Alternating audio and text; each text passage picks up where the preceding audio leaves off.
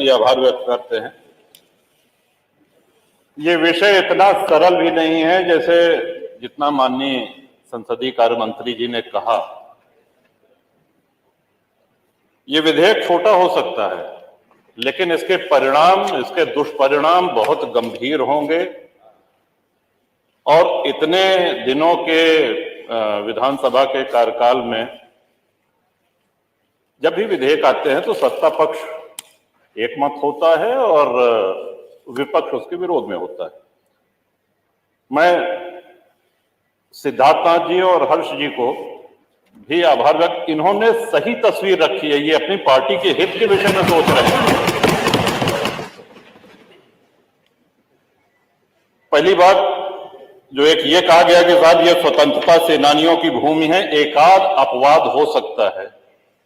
जो स्वतंत्रता सेनानी थे, जिन्होंने अपने प्राणों को आहूत किया, बलिदान दिया, वो इतने बड़े लैंडलॉर्ड, इतने बड़े पूंजीपति नहीं थे कि महानगरों में उनकी बड़ी बड़ी जमीनें हों।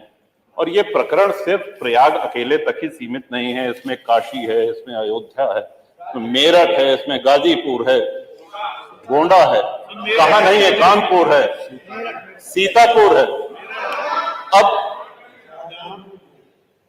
देखिए, सभी माननीय सदस्य खुद कर रहे हैं। माननीय महोदय, पहले तो बोनाफाइड एक शब्द जो इसमें कहा गया कि जिसने लीज की किसी भी शर्त का उल्लंघन न किया हो, उनको छांट करके ये उनको चॉइस दी गई कि आप चाहें तो ये किस्त जमा करके और अपना फ्री होल्ड करा लीजिए। ये लगभग, अगर हमको स्मरण आ रहा है तो 2002-2003 से ये होना शुरू हुआ। लोगों ने अपनी किस्त जमा कर दी, एक किस्त दी, दो किस्त दी, तीन किस्त। अब उसके बाद सरकार ने कहा कि हम अब आपकी किस्त नहीं लेंगे। देखिए, सरकारें कंटिन्यूटी में, जैसा सिद्धार्थनाथ जी ने कहा, जो निर्णय हो गया है, सरकारें आएंगी जाएंगी, बदलेंगी। आप किसी से किस्त पे कोई सामान लेते हैं तो किस्त, वो सामान आपका हो गया, वो संपत्ति आपकी हो गई। अब आप ये नहीं कह सकते कि नहीं, वो जो 15 साल पहले या 20 साल पहले या 25 साल पहले जो तुमने किस्त दी थी, ये पकड़ो अपनी किस्त और भूल जाओ इसे। और हम बहुत से ऐसे माननीय विधायक हैं जो शहरी क्षेत्र से हैं, लेकिन शहरी क्षेत्र से होते हुए भी ग्रामीण परिवेश का उनको पूरा ध्यान है। अधिकांश विधायक ग्रामीण परिवेश से आते हैं। अब जो गांव बसे हुए हैं, माननीय अधिष्ठाता महोदय, हम भी ये जानकारी चाहते हैं कि गांव जो बसे हुए हैं, क्या वो लोग अपनी भूमिधरी में घर बनाए हैं? इस सिद्धांत के तहत तो उनको भी बेदखल कर देना चाहिए। फिर जो आबादी में है, जो ग्राम समाज में है, गांव के गांव बसे हैं, गांव में अपनी भूमिधरी में किसने घर बनाया है? सब कच्चे में।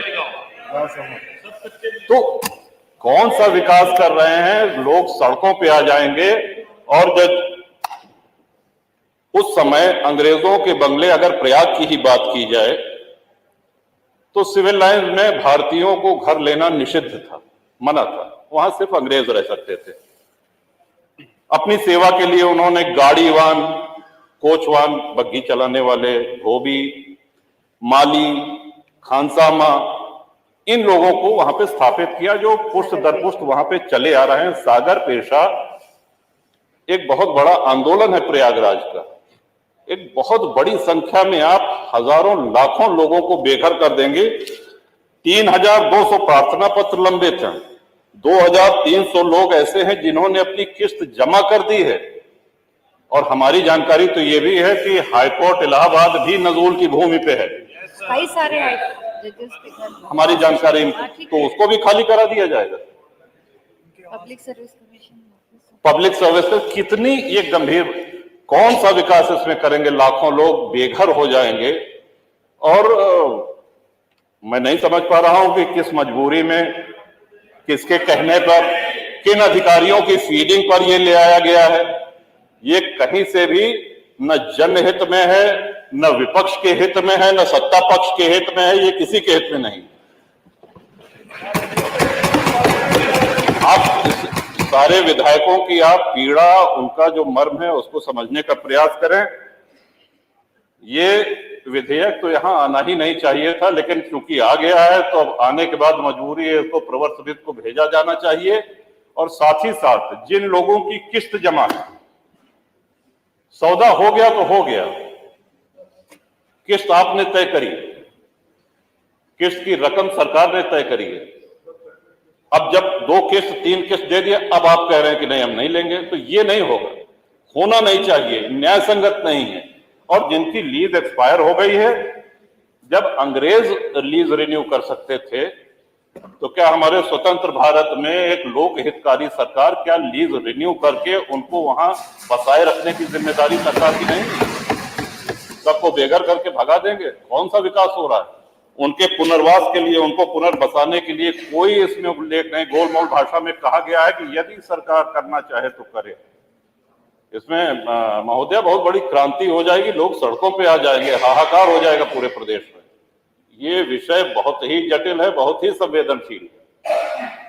तो इन्हीं शब्दों के साथ मैं आशा करता हूं कि सरकार पुनर्विचार करे, प्रवृत्त समिति को भेजे, और जो लोग जहां बसे हैं उनको किसी भी हालत में वहां से बेघर न किया जाए। जो फ्री होल्ड के क्रम में है फाइलें, उनको शीघ्र समयबद्ध निस्तारण किया जाए, उनकी शेष किस्त लेके, और जो लीज खत्म होने के कगार पे हैं उनकी लीज रिन्यू की जाए। इन्हीं शब्दों के साथ बहुत धन्यवाद। माननीय अनिल कुमार त्रिपाठी जी। बहुत बहुत धन्यवाद अधिष्ठाता महोदया। ये जो नजूल भूमि के प्रबंध के संबंध में कानून आया है, इस कानून के बारे में अभी चर्चा हुई। हमारे सत्ता पक्ष के भी कई विधायकगण ने और राजा भैया ने, इन लोगों ने जो बातें कही हैं, ये निश्चित रूप से आम आदमी की पीड़ा और हमारी सरकार के प्रति संवेदना है, जिस कारण से ये बातें आ रही हैं। वर्ष 1996 में जब भारतीय जनता पार्टी की ही सरकार थी, कल्याण सिंह जी ने ये कानून बनाया था फ्री होल्ड करने का। और उस समय चूंकि सरकार को रेवेन्यू कलेक्ट करना था, तो सरकार ने इस तरह का कानून लाया कि बहुत सारी प्रॉपर्टी जो ऐसी पड़ी हुई हैं जिनका कोई लाभ नहीं मिल रहा है सरकार को, वो फ्री होल्ड हो, लोगों को स्वामित्व मिले और साथ ही साथ सरकार को रेवेन्यू प्राप्त। वो प्रक्रिया चलती रही। मैंने स्वयं देखा कि हजारों लोगों ने जमीनों को फ्री होल्ड करा करके उसमें बड़ी बड़ी बिल्डिंगें बनाई, उसका विन्यास किया, बहुत सारी कॉलोनीज भी बनी, बड़ी बड़ी प्रॉपर्टीज पे बहुत कुछ। लेकिन इस दौरान जैसा कि हमारे समाज में होता है कि जब भी कोई प्रॉपर्टी व्यक्ति लेने जाता है, फ्री होल्ड कराने गया या परचेज करने गया, तो कहीं न कहीं लिटिगेशन भी आ जाता है। बहुत सारे लोगों ने लिटिगेशन के कारण, विवादों के कारण